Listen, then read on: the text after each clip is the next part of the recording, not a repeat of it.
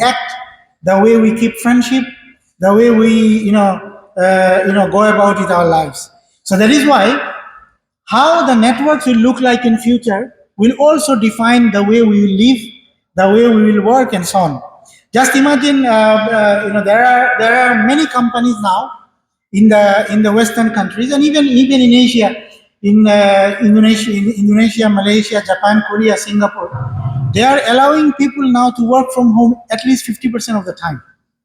It has become very common nowadays that at least 50% of the time you work from home. It's because people save time in the traffic, people save time in they can spend more time at home and so on. But then the question, the requirement is that this person has to be connected to the network, connected to the company, so that anybody working in the office or anybody working in their home should be able to find these colleagues just like they are in the same office. And that requires actually a lot of facilities, a lot of different kinds of services that needs to be available to that person. Today we will talk about a few of these things.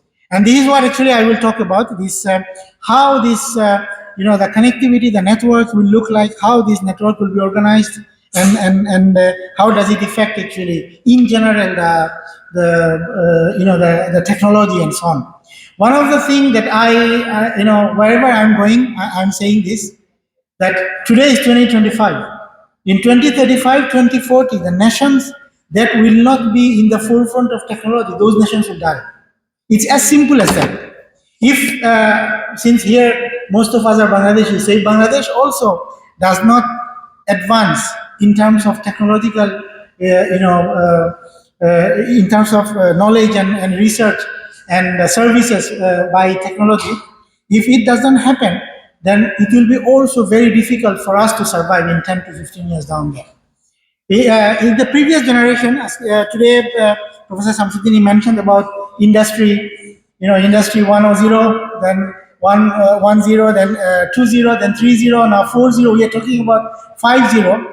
More and more it's becoming that we will be actually heavily dependent on technology in many different ways. And sometimes there are some people, they say that when we are being dependent on technology, then we are losing humanity and so on. I don't really believe this. I think it's not necessarily so. Today, when there is Facebook available, today when there is Instagram available, when there is LinkedIn available, I connect to many more friends than 20 years before. So I don't really see that in that way. Yesterday I met a friend. He's now in the Gatail cantonment. He's the GOC there.